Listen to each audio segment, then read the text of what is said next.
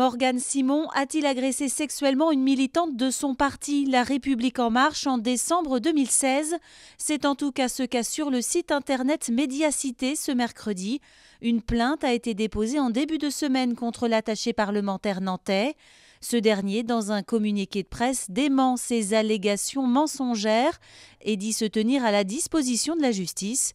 En attendant, Morgane Simon n'est plus attachée parlementaire de la députée Valérie Opelt. C'était l'agression de trop qui a provoqué une journée blanche dans les transports en commun en début de semaine à Nantes.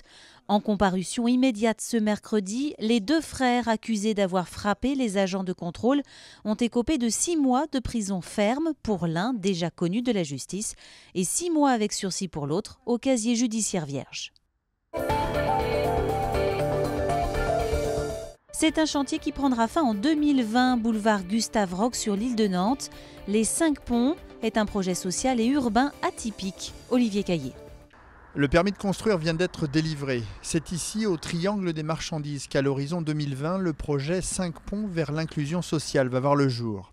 Une initiative solidaire innovante, sans équivalent en France. Un projet parti d'un constat, voici une dizaine d'années, dans les bureaux de l'association Les Eaux Vives. Quand vous êtes SDF, vous dormez un jour ici, un autre jour là, et vous n'avez pas de temps vraiment pour vous poser et puis pour préparer votre projet. Donc nous, ce qu'on a voulu, c'est un projet où les gens pourront rester à demeure et auront des liens avec la population environnante, pourront avoir des activités par eux-mêmes, c'est-à-dire donner quelque chose à eux-mêmes et aux autres.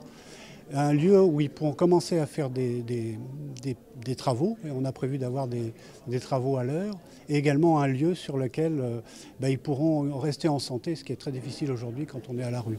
Un lieu comprenant 40 chambres, 72 logements, un restaurant, une salle de vente pour Emmaüs, mais surtout une ferme urbaine sur le toit du bâtiment. Où il y aura des cultures qui seront faites et qui pourront servir notamment au restaurant qui lui sera ouvert à tout le monde, notamment pour nous accueillir à nous, mais pour les gens du quartier, les gens de passage, etc.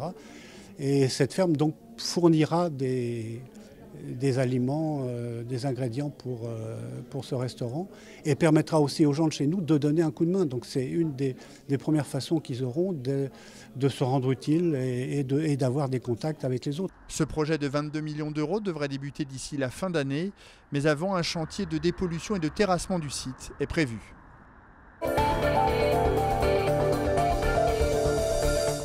Vous les avez peut-être aperçus, place du Commerce, ce jeudi à Nantes. Des membres de l'association Solidarité Nouvelle face au chômage ont tenté de sensibiliser les passants aux problèmes rencontrés par les chômeurs de longue durée. Une action nationale. Exposées dans le hall du CHU, les peintures de Pierre Guéroux ne passent pas inaperçues. L'artiste est étudiant en médecine. Ces toiles traduisent l'univers du bloc opératoire. Claire Villalon l'a rencontré.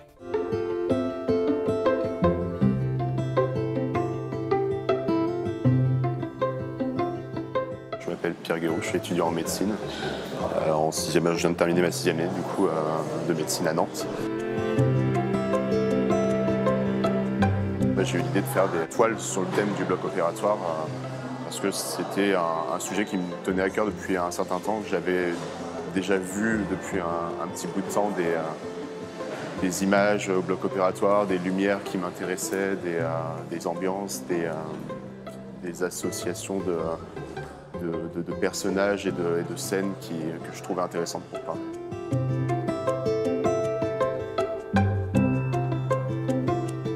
C'est vrai que j'avais jamais vu d'artiste réinterpréter l'univers chirurgical.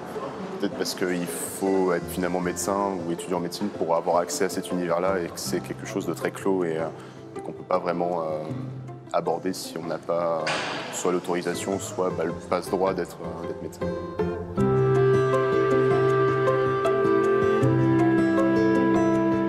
J'ai pas mal d'infirmières de bloc qui m'ont écrit en me disant merci d'avoir montré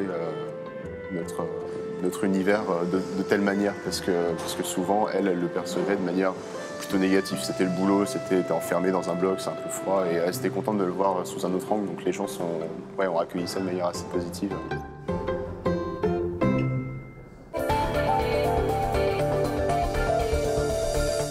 Après être monté sur le podium de Ligue 1 ce week-end, le FC Nantes s'est fait surprendre mercredi soir par Tours en 16e de finale de la Coupe de la Ligue. Éliminer les Canaries, mais l'entraîneur assume son choix d'avoir mis au repos ses titulaires habituels. Je pense toujours à gagner. Donc, pour moi, la coupe était une priorité. Mais aussi, plus de la coupe, pour moi, la priorité, c'est mon groupe. Donc, je pense qu'il était bon changer et laisser l'opportunité à mon joueur de montrer moi qu'est-ce qu'il peut faire. Donc, c'est difficile d'analyser après tu perds 3-0.